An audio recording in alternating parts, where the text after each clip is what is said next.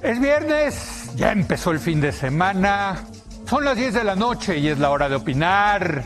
Hoy, junto con Aro Hernández, José Antonio Valdés Peña y Alberto Chimal, vamos a hacer un recorrido por la obra fílmica y literaria del director de cine mexicano Guillermo del Toro. Además, vamos a platicar de su más reciente novela, Los Seres Huecos. Vaya personaje, Guillermo del Toro, gran mexicano. Así que quédese aquí en Foro TV, que ya comenzó la hora de opinar.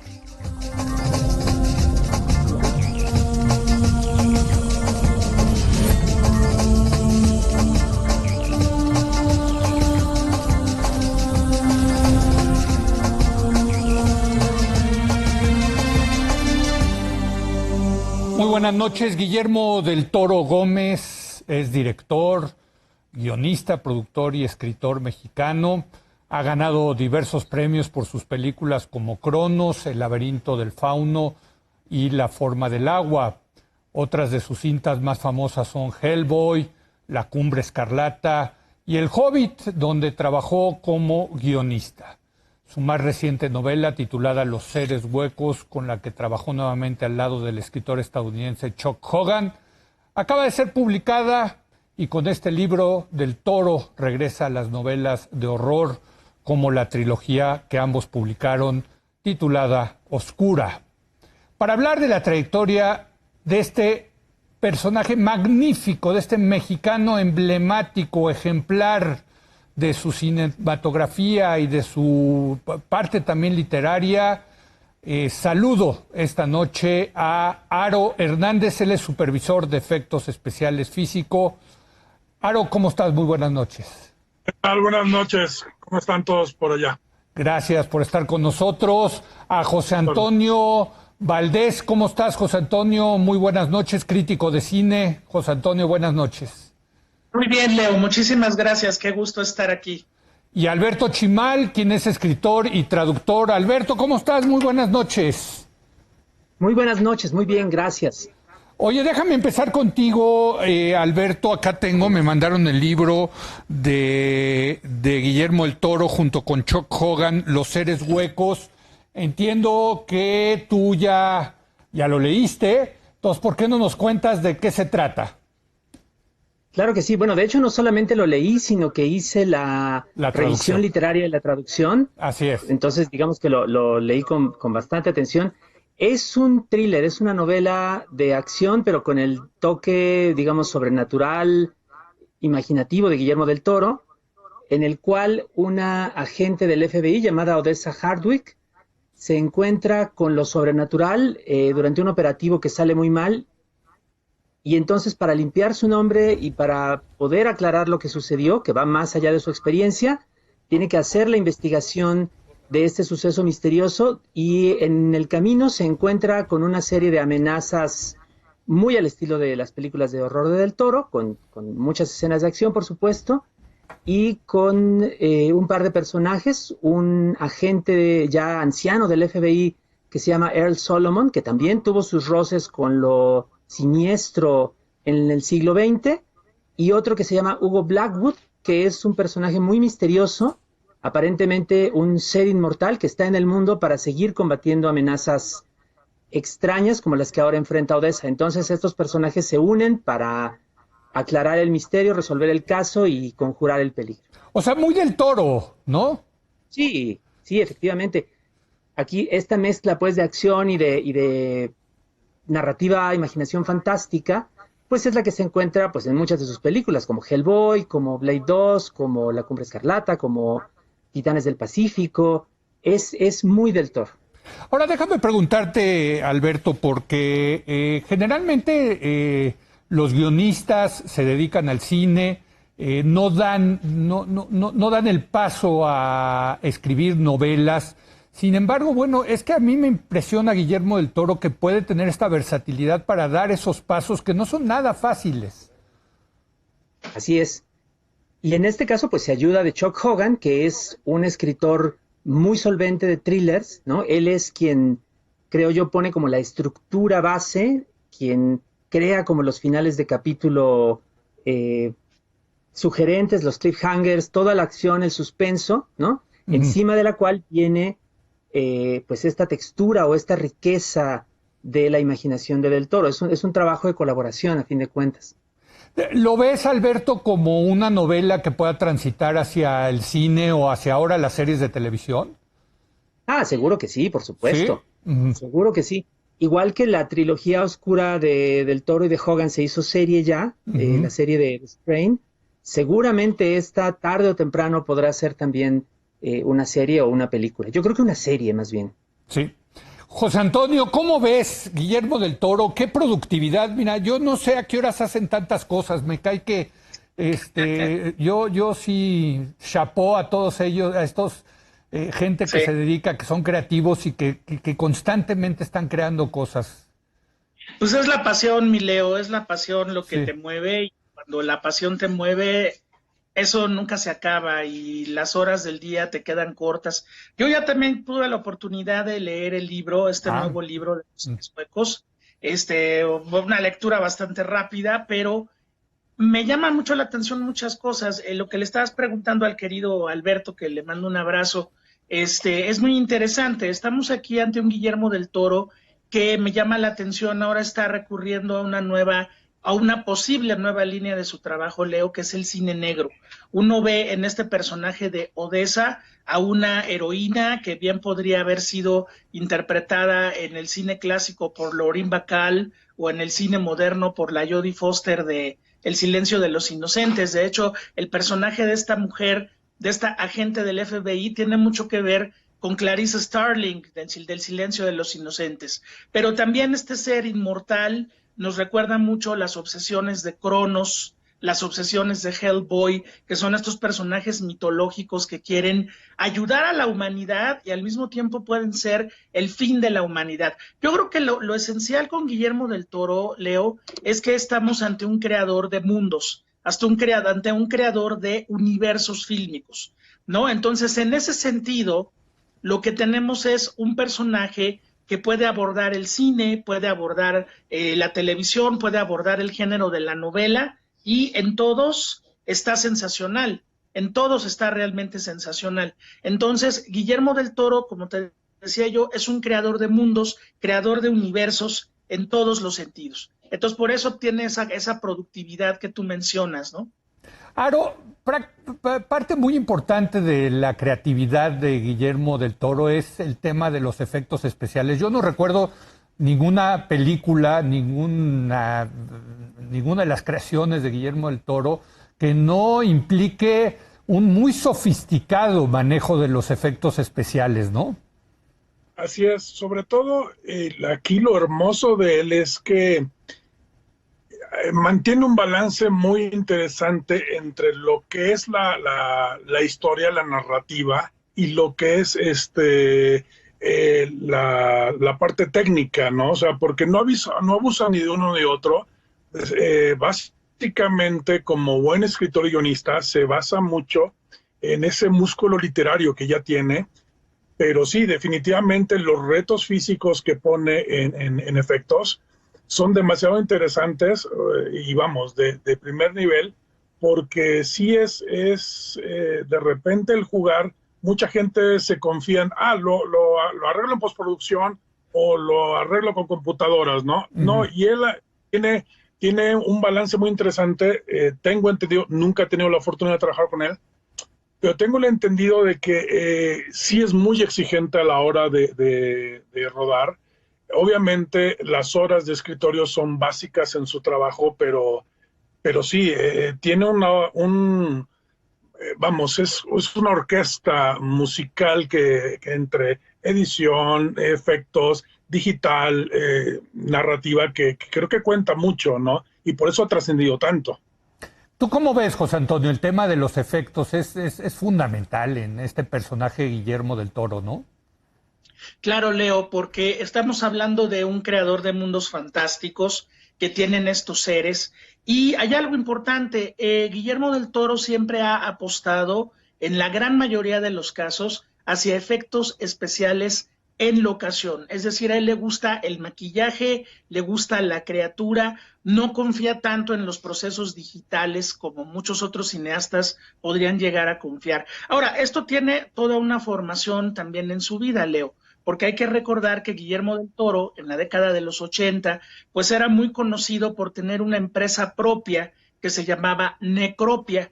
Y en Necropia, junto con su ex esposa Lorenza y algunos otros colaboradores, él hizo los efectos de maquillaje y efectos especiales y mecánicos de películas como Morir en el Golfo, de Alejandro Pelayo, o Mentiras Piadosas, de Arturo Ripstein, y desde luego los grandes efectos especiales para los presupuestos del cine mexicano de Cronos, allá en el 92. Entonces, Guillermo del Toro sabe maquillaje, sabe efectos mecánicos, y claro, en el momento de entrar en contacto con Hollywood está la magia digital, pero sobre todo a Guillermo del Toro le gusta los efectos in situ, en locación, para que se vean lo más naturales posibles y que no caigamos pues en un videojuego de 2 horas, como muchas películas de Hollywood son, Sí. donde pues te confías demasiado en lo digital, ¿no, Leo? Pero es toda una formación, en su caso es toda una formación como maquillista y especialista en efectos especiales también. Es que lo que dices tú, José Antonio, es muy importante porque es no solamente, como tú dices, ahora ya las películas le apuestan mucho a los efectos, tanto físicos como digitales, para que sean un éxito, sino que hay historia. Ese es el tema, hay narrativa. Hay un intento de enganchar al auditorio con lo que quiere expresar el director, ¿no te parece, Alberto? Sí, por supuesto que sí. Y varios de los grandes temas narrativos de Del Toro son, de hecho, temas muy literarios, diría yo, no en el sentido de que estén desarrollados literariamente en el cine, por supuesto, sino que se encuentran tanto en las influencias de Del Toro como en mucho de la mejor literatura.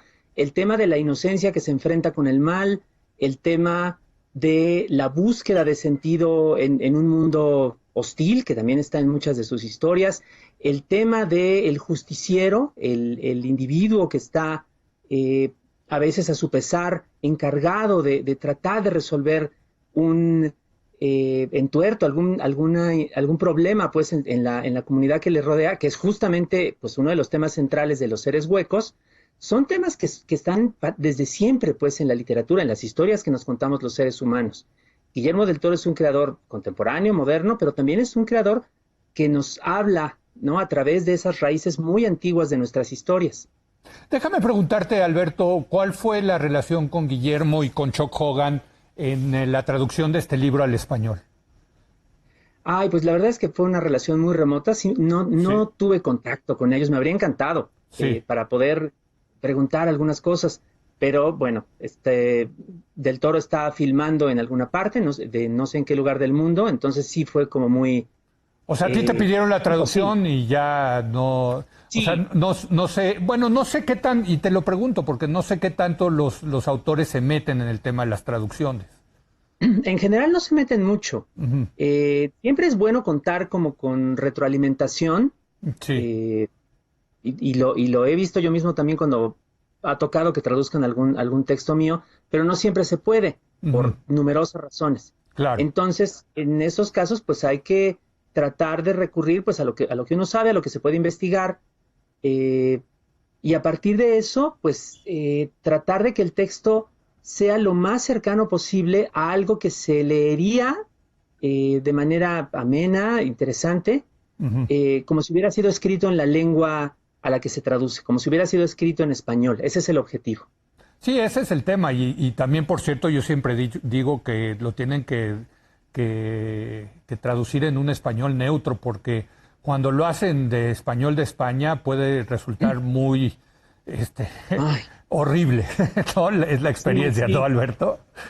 Sí, en este caso parte del objetivo era ese, tratar de evitar como esa especie de Sí, español peninsular, sí, que es, exacto. que es espantoso. Sí. Esta es una traducción más localizada, más Ujú, cercana pues a quienes lo ujú. van a leer aquí. Claro. Y al mismo tiempo también quiere hacerle justicia a todas estas referencias que hay literarias, cinematográficas en el texto, porque al contrario de la trilogía anterior, es un texto mucho más denso, mucho más rico, sin Mm, perder la emoción del thriller, pero abre muchas puertas a ecos cinematográficos, ecos literarios.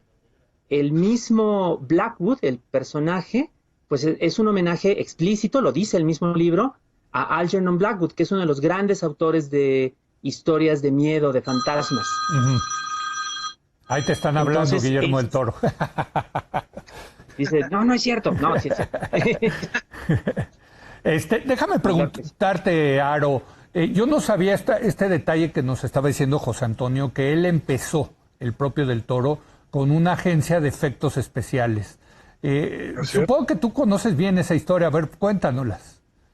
Pues mira, yo en esas épocas me llamaban mucho a trabajar en películas de bajo presupuesto en Guadalajara.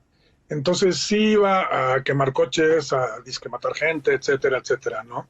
Y escuchaba mucho de él, pero vamos, no tuve el gusto hasta que vi un comercial. Era en la época donde estaba de moda el hombre lobo en París. Sí. Y él hizo un comercial, si no mal recuerdo, de unas estas para las agruras, donde él se autotransformaba en hombre lobo. Por ahí debe estar ese comercial. Entonces, y es su rostro y todo. Entonces es padrísimo cuando yo empiezo a ver eso, porque pues aquí en México no había nada desarrollado como tal, ¿no? Entonces, de hecho, él fue el pionero en crear, porque aquí a mí me tocó hacer hace un tiempo una película que se llamó El Chupacabras, y pues nuestro maquillaje, como no había presupuesto, era de peluche, manos de papel con resistor 850, ¿no? Y que quedó era lo que le llaman el ingenio mexicano, ¿no? Y él fue uno de los primeros que empezó a utilizar látex, foam látex y todo esto en un plano más profesional, y obviamente con una visión a futuro. Entonces, sí, él sentó bases muy importantes para lo que hoy por hoy es la industria, precisamente el maquillaje, la mecánica, servos y todo esto que hoy por hoy es muy común y a veces hasta económico, ¿no? Pero sí, él Necropia rompió moldes de todo lo que pues ni siquiera había en México, porque aparte aquí ni lo pedían porque se les hacía caro, se les hacía inalcanzable, ¿no? Y él lo aterrizó muy bien, entonces sí, él sentó bases y escuela, definitivo.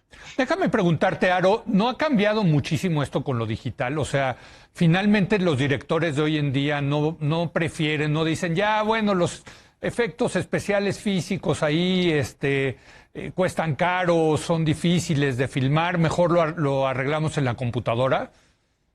Es que hay de personalidades a personalidades, ¿no? O sea, hay directores que, sobre todo la vieja guardia, que sí dicen, no, pues es más, ni siquiera storyboards hacen, es como Hernan Herzog, el storyboard es para los cobardes, ¿no? Sí. Entonces, y así, entonces hay gente que sí, pues está acostumbrada a hacer cositas, pero la mayoría, al menos aquí en México, sí somos mucho de machetearle, de escribirle, de ensayarle. En mi caso, yo siempre, todo mi trabajo previo al set lo presento en video para saber qué se van a presentar, pero sí, de alguna forma, hasta ahorita todavía siguen pidiendo mucho el tema mecánico, hidráulico, eléctrico, pero ya en una forma obviamente mucho más avanzada. O sea, en la época que yo empecé, que fui de chalán de uno de mis hermanos en la película de Dunas, ahí sí,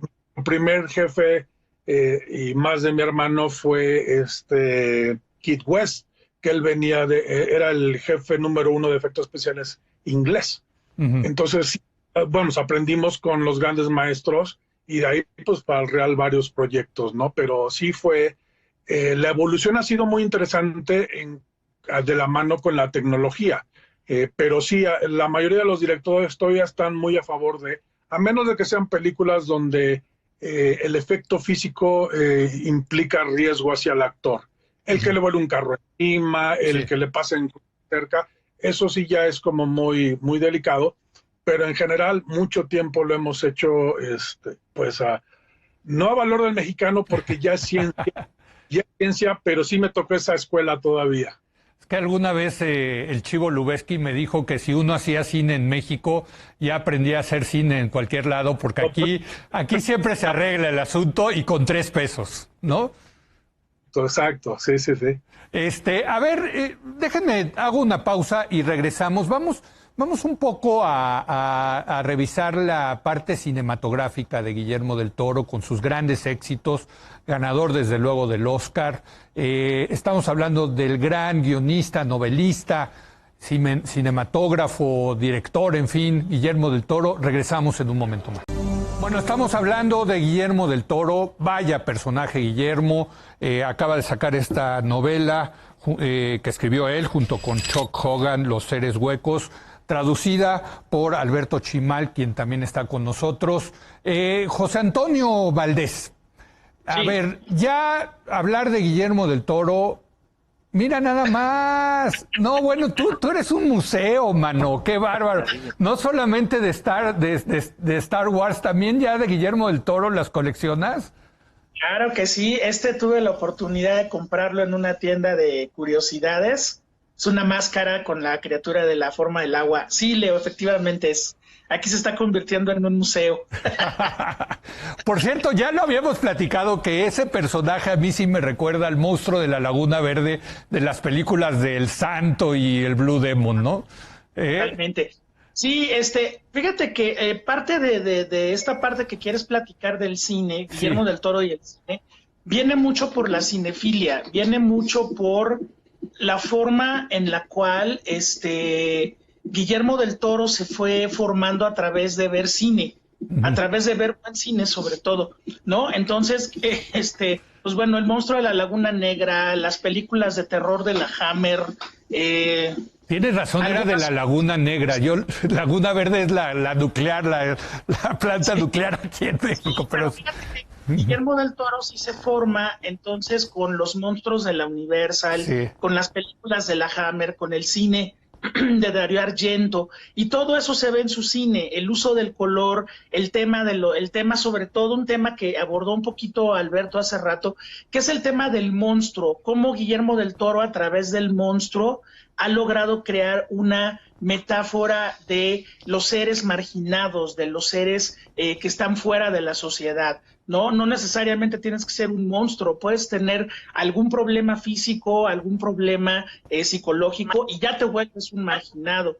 Entonces el monstruo en el cine de Guillermo del Toro funciona como una metáfora de lo otro, de los otros, donde los, entre comillas, normales no se atreven a mirar. ¿Sí? Entonces, bueno, la criatura de la forma del agua, que además es un ser mitológico, es un ser divino, pues bueno, es un personaje bien importante y bueno, aquí tenemos una pequeña réplica de la máscara original. ¡Qué barbaridad! Ahí la tienes junto a C-3PO. No, ¿a quién tenías? A Arturito.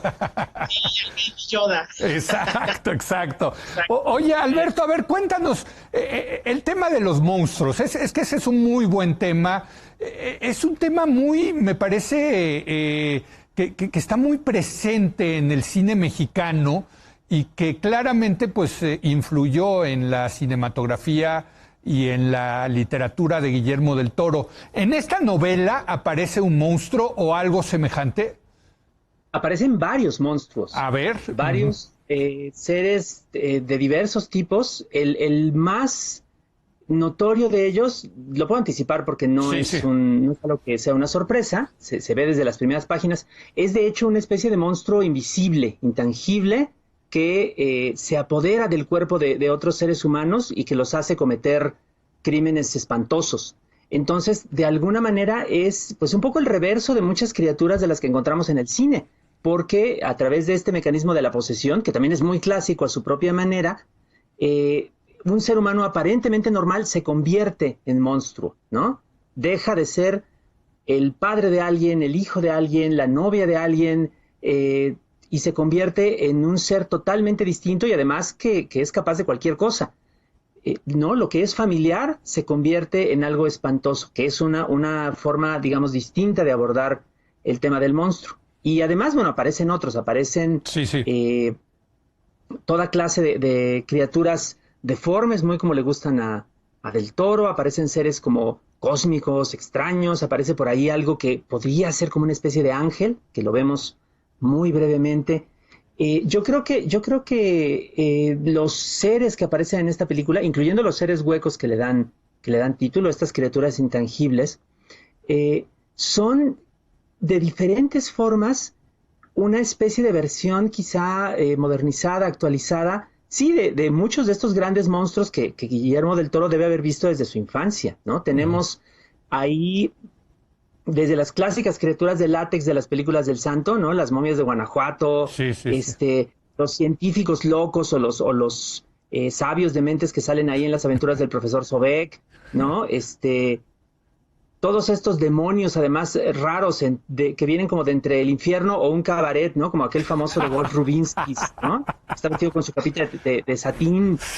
Todo eso aparece aquí, pues, Sí. tratado, digamos, en serio, ¿no? A la manera de un thriller, pero al mismo tiempo como con ese guiño, ¿no? Sí hay ese humor también que nos hace acordarnos de estas criaturas que un poco por ridículas se vuelven también entrañables. A ver, Aro, aquí entra mucho lo que tú haces, porque a ti el director y el guionista te han de decir, mira, queremos un monstruo así de esta naturaleza, y tú lo tienes que hacer realidad. No está fácil, ¿no? No está fácil, pero vamos. Pero ha de ser divertido, ha de ser divertidísimo. Realmente, porque incluso uno a veces ahí se proyecta.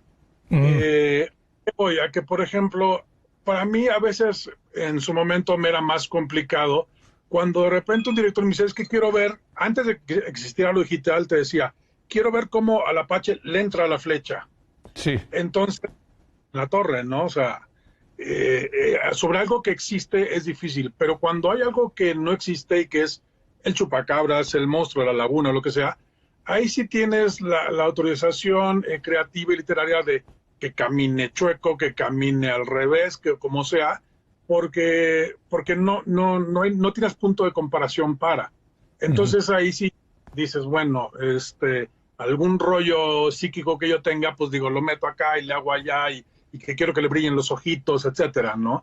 Pero obviamente, mucho de la mano, los directores cuando saben lo que quieren, es difícil que los convenzas de otra cosa, pero llega el momento en el que sí, cuando trabajas en equipo y llegas a un punto, tienes que estar literal mimetizado con la piel y la mente del maestro para saber hacia dónde va, ¿no? ¿Qué es lo que quiere contar? Porque de repente tú dices, yo lo quiero con los ojos lila, y dice, no, es por esto que van de esta forma, porque ella lleva 5 años trabajando en guión y lo quiere de tal color. Entonces sí es interesante, pero sí, antes sí era un caos llegar al punto de encuentro donde todo funcionaba. Ahorita ya es como mucho más cómodo, pero sí, te das unas divertidas porque aparte, Sí, digo, te piden un monstruo de 2 metros, ¿no? Y yo tengo un asistente, Abraham, que mide 1,67. Entonces, ¿dónde está el comparación? Y es el juego muy, muy padre que puedo tener, pero sí, es de enanos divertirse en esto. Sí, no, ahora, José Antonio, yo entiendo que en el caso de Guillermo del Toro, él se mete a hacer los monstruos y los personajes, el de Hellboy. O sea, es parte de lo que le divierte y lo que le apasiona a Guillermo del Toro, es hacer estos personajes, ¿no? Sí, desde Cronos hasta, bueno, ahora en este momento que se encuentre filmando Pinocho, que es su está más haciendo reciente Pinocho. película. Mira. Sí, su primera película de animación cuadro por cuadro es lo que está haciendo en estos momentos Guillermo del Toro. ¿Pero pues qué, mira, de plastilina o de...? Marionetas de madera, plastilina, va a ser una combinación un poquito ahí de todo, parece que va a quedar espectacular como todo lo que él hace. Pero mira, Leo, sí, hay una creación del monstruo muy especial, donde Guillermo del Toro se mete a el material con el cual el monstruo va a aparecer en la pantalla. Tiene un equipo además que lo ha seguido durante toda la vida, y aquí hay un personaje importantísimo que se llama Doug Jones. Doug Jones en el universo de Guillermo del Toro es muy importante porque es un actor. Yo tuve la oportunidad de entrevistarlo cuando vinieron a promover a México Hellboy 2, la segunda parte, El Ejército Dorado. Es un tipo que mide 2 metros 10, que es delgadísimo y al cual Guillermo del Toro tortura de manera sistemática para interpretar a los monstruos de sus películas, él lo dice, ¿no? Entonces, bueno, me ve Guillermo, me ve cómo estoy de flaco y largo, y me empieza a poner ramas, me empieza a poner caras, dientes, y bueno, Doug Jones ha interpretado al fauno, ha interpretado a este monstruo maravilloso de los ojos en las manos, el hombre pálido sí. del fauno. Que sí da miedo, ese sí da miedo.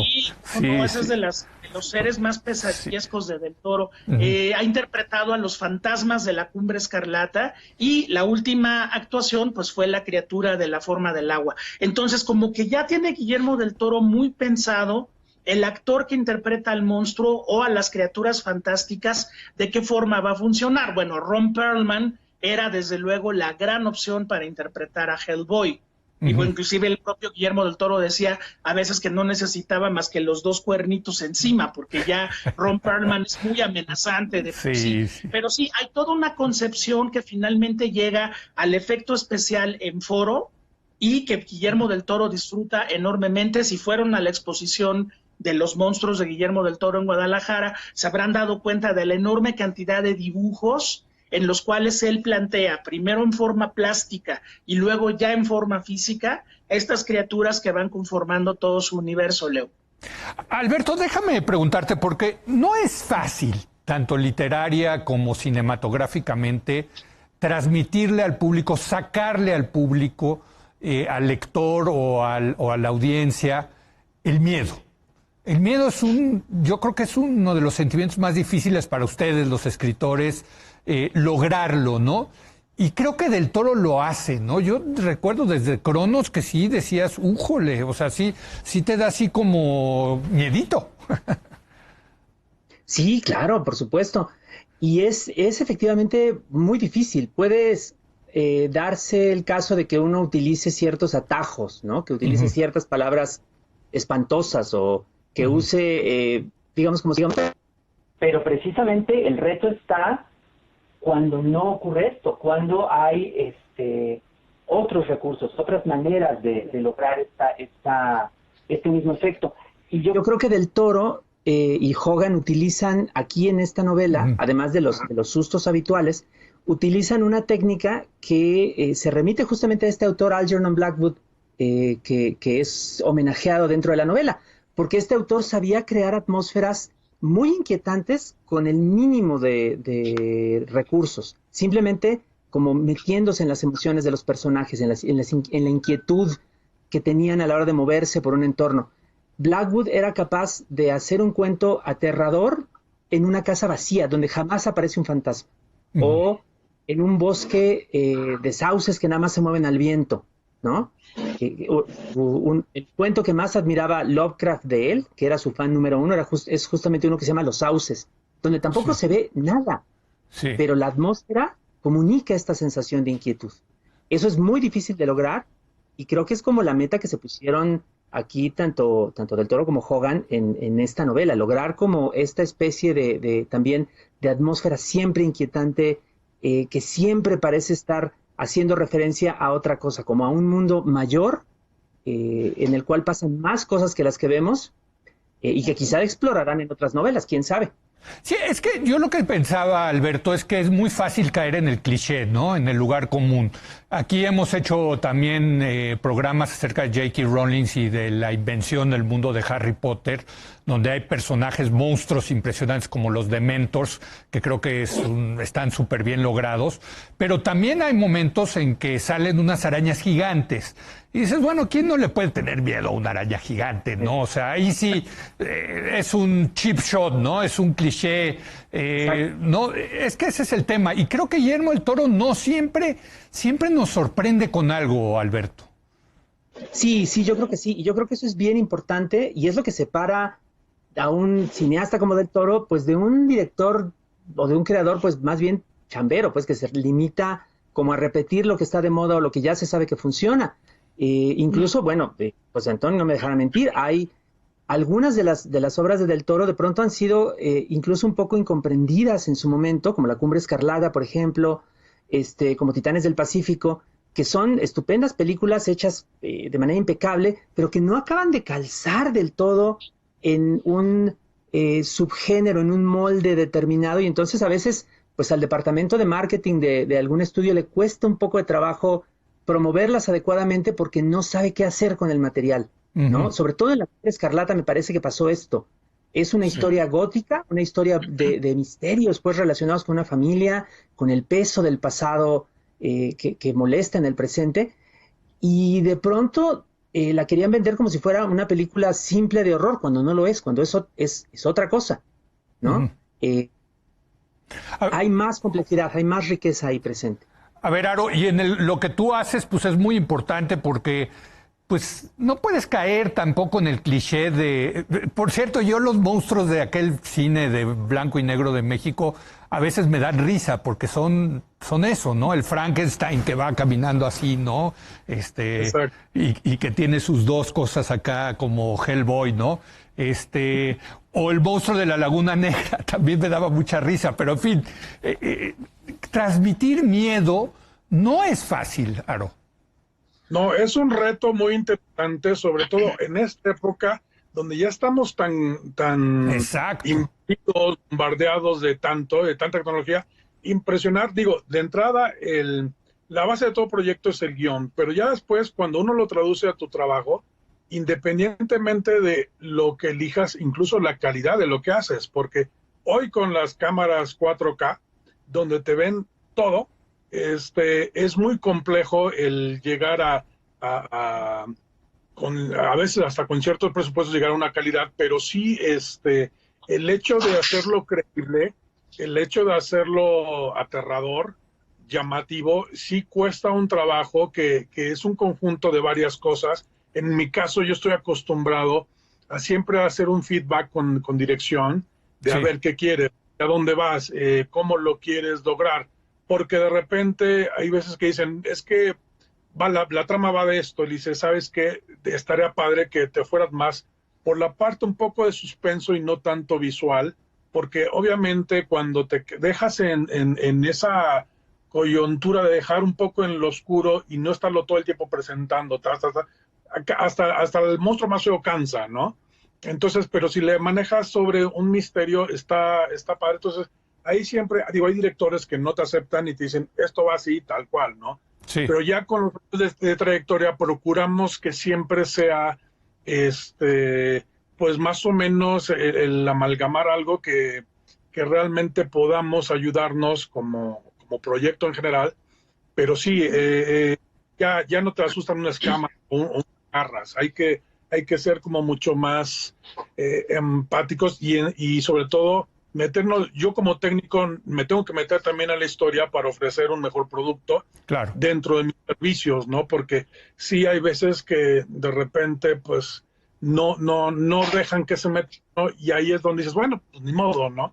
Pero sí, cada vez estamos mucho más complicados, pero los buenos directores, por ejemplo, en este caso el maestro del Toro, él se va más a salirse de todo tipo y te quita algo que tú ya esperabas y cuando se vuelven totalmente impredecibles, es cuando agradeces. Es que ese es un gran punto, José Antonio, el tema de cuánto sacar al monstruo, ¿no? Yo siempre recuerdo esta historia que a Steven Spielberg se le descompuso el tiburón de Tiburón y que tuvo que sacarlo muy poquito y cambiarlo por la musiquita y con la aleta y fue un exitazo porque veías muy poco al maldito tiburón, pero te daba mucho miedo el tiburón. Esa es parte de la genialidad de Guillermo del Toro, que sabe hasta dónde estirar la liga con sus monstruos, ¿no? Claro, porque generalmente el ejemplo que das de Tiburón, por ejemplo, es una amenaza. O sea, Tiburón nunca deja de ser una amenaza. Y hay algo muy interesante que precisamente también por eso lleva a Guillermo del Toro a reelaborar el cine y la literatura de horror, es que el monstruo empieza siendo una amenaza y termina siendo una reflexión sobre la condición humana. Pensemos, por ejemplo, en El Espinazo del Diablo, donde ese niño fantasma que aparece en la película es el horror de la Guerra Civil Española en la figura de un ser espectral. Es decir, el monstruo de Guillermo del Toro alcanza otros niveles mucho más allá del monstruo. Ahora, lo que dice Aro es bien interesante. los cineastas que hicieron las películas de monstruos de los 30, el Frankenstein, el Drácula, la momia de la Universal, eran la gran mayoría de ellos cineastas y técnicos que venían del cine expresionista alemán, donde se maneja el claroscuro y la sombra como una parte esencial. Sí. Karl Freund, fotógrafo de Metrópolis y luego fotógrafo del Frankenstein y el Drácula de la Universal, lo que hacían era eso, o sea, hacer que Boris Karloff o Bela Lugosi apareciesen lo menos posible iluminados de forma completa para que siempre el monstruo quede como en entredicho. Vean ustedes el manejo que hace del monstruo Ridley Scott en Alien o el manejo que hace inclusive Steven Spielberg en la primera aparición del tiranosaurio en Jurassic Park. ¿Tú recuerdas, Leo, que es de noche? Sí. Está lloviendo y el tiranosaurio a veces no sabes muy bien cómo se ve. Se mueven las hojitas ahí, ¿no? Exacto, la sugerencia, la sugestión que tú le puedas meter al espectador de que allí hay algo aterrador y que no lo puede ver, le va a dar mucho más miedo que ver, como tú dices, al monstruo de los volcanes persiguiendo a Ana Berta Lepe y que se le ve el zipper atrás, el monstruo peluchón. Entonces, no, siempre la sugerencia será mejor. Bueno, Leo, una puerta cerrada que lleve a una escalera da mucho más miedo que un monstruo. Sí. Entonces, esa cuestión del terror, hay algo que hay que entender que es esencial. El terror antes que el monstruo, antes que el hachazo, antes que el asesinato brutal, es atmósfera. Si ya la atmósfera te da miedo, lo que aparezca ahí ya es lo de menos. Y en ese sentido, como en casi todos, Guillermo del Toro es un genio. La verdad hay que decirlo, orgullosamente tapatío y mexicano, hay que decirlo. Vamos a hacer una breve pausa, regresamos, estamos hablando, una charla muy a gusto, muy interesante, como la de todos los viernes, sobre el grandísimo Guillermo del Toro. Regresamos. Estamos dedicándole este programa a Guillermo del Toro, gran maestro, bueno, es de una versatilidad enorme. Nos decía José Antonio Valdés que está filmando ahora Pinocho, que yo creo que, a ver, José Antonio, dime, pero me atrevería a decir que hay más de 5 o 6 películas de Pinocho ya ahí afuera, ¿no? No, debe haber más de 40 versiones diferentes, 40, Leo. Fíjate, sí. Contando la de Disney, más italianas, japonesas, francesas, de todo. Así es. Pero bueno, y decidimos hacer este programa porque Guillermo del Toro junto con Chuck Hogan sacó este nuevo libro, Los Seres Huecos, traducido en México por Alberto Chimal al español, y Alberto se encuentra con nosotros. Alberto, veo que esta va a ser una saga, porque dice aquí Las cintas de Blackwood, volumen 1. Así es. Mucho de lo que se cuenta en el libro, de estas referencias como a otros personajes, otros acontecimientos, pueden perfectamente retomarse en tomos posteriores. Y yo creo que esa es la intención, no solamente porque este tipo de libros se suelen promover como sagas, como series, sino porque el mundo se deja muy bien explorar, porque este mundo de alguna manera funciona pues como una especie de puerta de entrada a algo todavía mayor, a más casos de los que pueda encargarse Odessa Hardwick, de problemas que tenga que resolver Hugo Blackwood. Creo que sí es como otro mundo muy rico. La trilogía de la oscuridad de Del Toro y Hogan, su serie anterior, un poco era más cerrada, ¿no? Se podía entender como una historia completa. Podría prolongarse indefinidamente. O sea, es como una serie de detectives, como decía José Antonio, de novela negra. Sí, de muchas formas. Una serie que está como dentro de este pues como tema también muy clásico, ¿no? De las fuerzas del orden, sobre todo como se entienden en los Estados Unidos, enfrentadas como a lo sobrenatural, y que tiene cantidad de ejemplos, ¿no? Ya es una larga tradición en el cine, en la televisión, Los Expedientes X, Twin Peaks, gran cantidad de historias con tema parecido, ¿no? Y ahora con este giro, digamos, sobrenatural. No, interesantísimo. José Antonio, vamos concluyendo porque se nos está acabando el tiempo. Yo quisiera hacer una ronda con todos ustedes de qué significa para ustedes Guillermo del Toro. ¿Cómo lo definirían, José Antonio?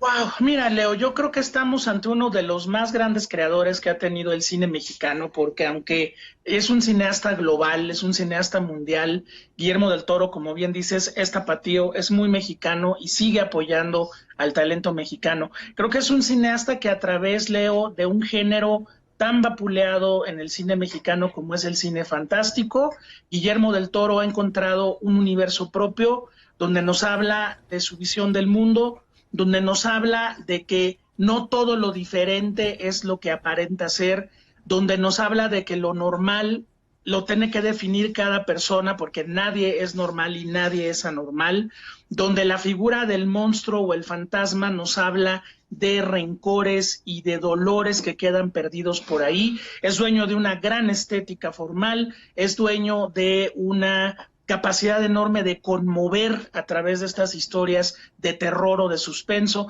Entonces yo creo que para mí es uno de los más grandes creadores que ha tenido el arte mexicano en general y que bueno, pues ojalá esto continúe durante muchos años. Ya demostró que es un hombre fiel a sí mismo, ya demostró que aunque tengas un trabajo millonario como El Hobbit y lo vas a dirigir, si tienes un tirano como Peter Jackson molestándote, y la película ya no cubre tus expectativas morales, la puedes abandonar aunque hayas hecho el guión, que fue lo que hizo con El Hobbit, para hacer una película tan hermosa y tan personal como La forma del agua. En ese sentido, Guillermo del Toro no se vende, es Guillermo del Toro y su universo en la literatura, en el cine y desde luego en todos los campos que aborda. Es un artista en toda la extensión de la palabra, mi Leo. Déjame preguntarte rápidamente, porque yo me quedé muchísimo con las ganas de visitar esta exhibición de los monstruos de Guillermo del Toro, que estaba en Guadalajara, desafortunadamente no pude ir. ¿La van a volver a poner? ¿Es una exhibición que abrieron y cerraron? En fin, ¿sabes algo al respecto? Mira, tiene una agenda, lo que sabemos es que tiene una agenda muy apretada, también sabemos que va a tener que de tener algunas modificaciones, porque tú sabes que en los incendios que hubo en California se quemó una parte de la casa de Guillermo del Toro, se le quemaron algunas cosas que estaban en la exposición, pero bueno, ojalá que una vez que pase todo esto que estamos viviendo, la exposición se reagende, se ponga en la Ciudad de México, porque bueno, yo sé que él por razones sentimentales la puso en Guadalajara, pero que venga a la Ciudad de México y que nos haga muy felices a todos, y ahí recorriendo sus pasillos, viendo las obsesiones, viendo la forma en que Guillermo del Toro creció, uno puede entender mucho mejor su universo. Pues hay que, como es alguien que está súper metido en el Twitter y en todo esto, Leo, sí, hay que pedírselo. Hay que estarlo bombardeando con twitters para que nos vuelva a traer la exposición, desde luego que sí. Bueno, que la lleve a toda la República, que sea itinerante, claro, para no vernos tan chilangos, caray. Pero bueno, Aro, te pregunto a ti, como especialista en efectos físicos, ¿qué significa Guillermo del Toro?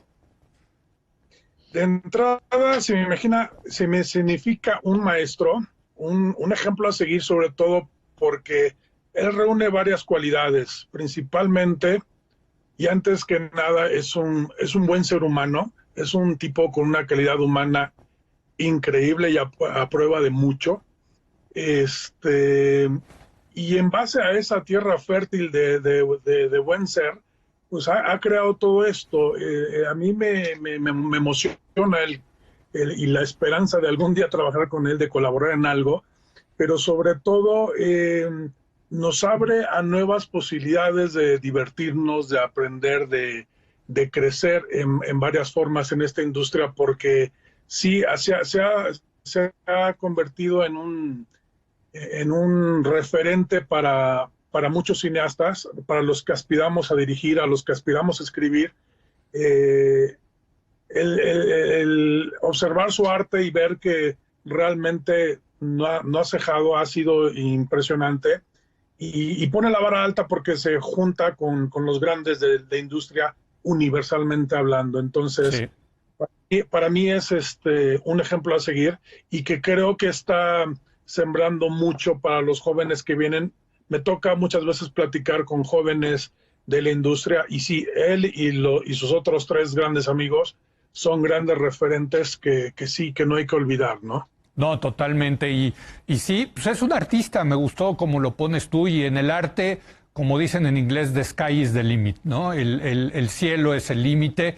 Y termino contigo, Alberto. ¿Qué significa para ti Guillermo del Toro ahora que tradujiste su novela?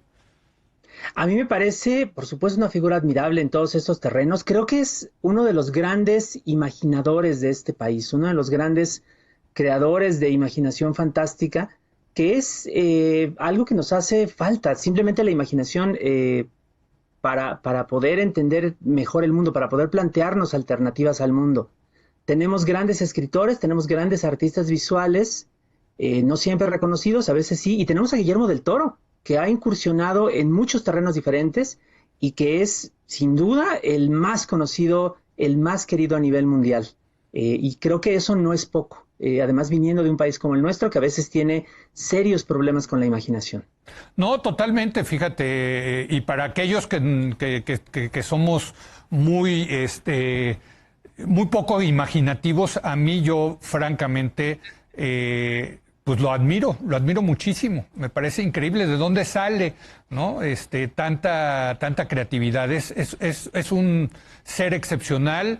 Y un mexicano ejemplar, la verdad hay que decirlo, que la ha hecho en las grandes ligas, también hay que decirlo con toda claridad, ganador del Oscar, en fin, se dice rapidito, lo decía Aro junto con los otros grandes cineastas mexicanos, ¿no? Que pues han marcado una generación, yo creo, importante y han hecho del cine mexicano, pues, ¿qué les puedo decir? Un ejemplo a nivel mundial, ¿no? Así es. Bueno, pues les agradezco mucho. Gracias, José Antonio, ahí con tu máscara ¿no? Del monstruo ¿cómo se llama? De la forma del agua. El agua. Así es. Gracias, Leo. Gracias, José Antonio. Gracias, Aro. Gracias por estar con nosotros. Y gracias, Alberto. Gracias por estar con nosotros. El libro se llama Los seres huecos, Guillermo del Toro, Chuck Hogan. Me lo llevo yo a leer para estas vacaciones, junto con el libro de Aguilar Camín, por cierto, que también tengo ahí pendiente. Y yo lo espero el lunes a las 10 de la noche, cuando otra vez sea la hora de opinar. Aquí